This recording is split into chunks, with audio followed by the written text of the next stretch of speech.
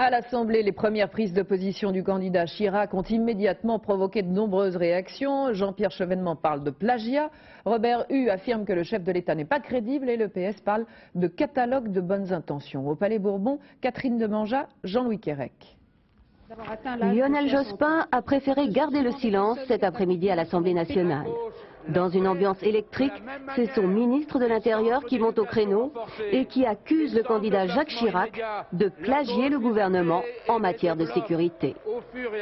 C'est vrai que quand on constate qu'un des candidats de la droite, ce matin, disait qu'il fallait s'attaquer à tous ces problèmes, j'avais le sentiment qu'il utilisait la méthode du copier-coller. Et pour lutter efficacement contre l'insécurité, contre l'impunité, il faut de la persévérance, il faut de la crédibilité, il faut de la constance.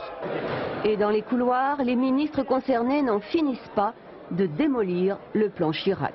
J'ai eu l'impression d'un mélanger de ce qui fonctionnait bien avec des espèces d'effets d'annonce qui n'en sont pas. Je trouve que c'est pas normal, c'est même peut-être pas loyal.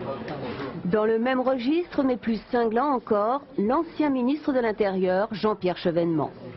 Soit il découvre ce qui existe déjà, soit alors c'est du pur et simple plagiat. Jacques Chirac fait, je suis désolé de le dire, du sous-Chevènement.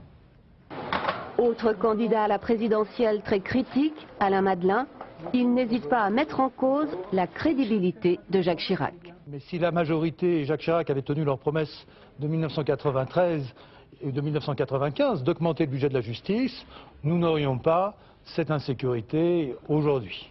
Bref, seuls les partisans du chef de l'État applaudissent aux mesures annoncées par le candidat Chirac et tous sont bien décidés à faire de la sécurité le thème majeur de la campagne.